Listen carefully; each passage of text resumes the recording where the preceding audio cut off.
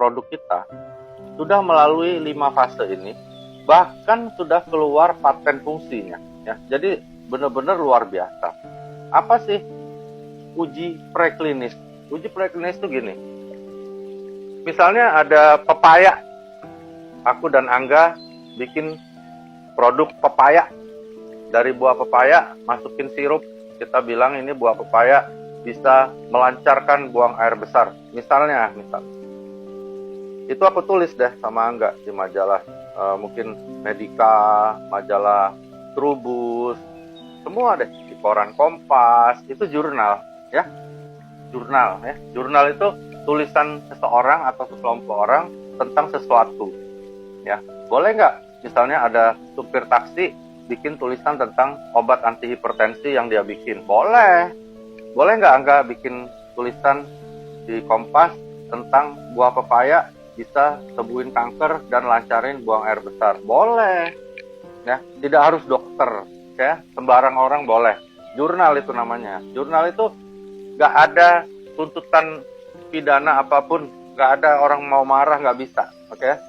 Jadi kalau ada yang minta jurnal, kita bilang, lu minta jurnal buat apaan? Ya, oke, itu jurnal. Ketika jurnal ini dipercaya, mulai diyakini oleh pihak-pihak yang kompeten, misalnya di Indonesia diperhatikan oleh Kemenkes, kita mulai dipanggil sama Dinkes. Angga, Dokter Wigi, itu pepaya kamu mana? Kita mau uji dulu di laboratorium, bener nggak itu pepaya? Ya, misalnya begitu ya teman-teman, itu namanya uji preklinis. Oke? Begitu dicek, wah bener pepaya ini, ya. Ternyata ini pepaya, nggak salah ini, bukan durian nih. Nah, baru masuk ke fase 1.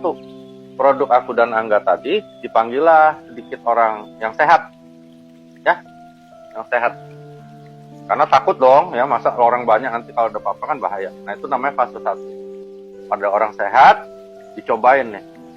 Kira-kira bahaya nggak? Ya, ada efek samping yang bahaya nggak? Dicobain deh.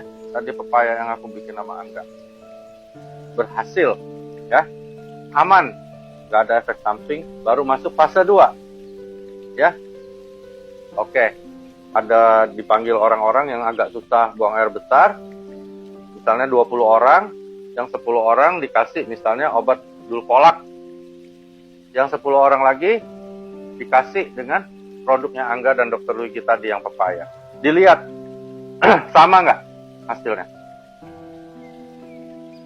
Wah, keren nih pepaya nih, ternyata sama hasilnya. Baru masuk fase 3, ya. Dicari orang, banyak orang sakit, misalnya ada 2000 orang yang susah buang air besar, oke? Lalu dicobain tuh pepayanya. Nggak boleh ada satu orang pun yang tidak terjadi perbaikan sesuai dengan klaim dari aku dan Angga. Ya, misalnya 2000 orangnya langsung buang air besarnya bagus semua. Baru naik ke fase 4, teman-teman, produk itu boleh dipasarkan. Oke ya?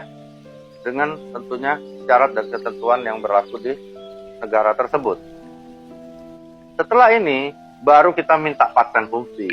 Ya, ngerti ya teman-teman ya?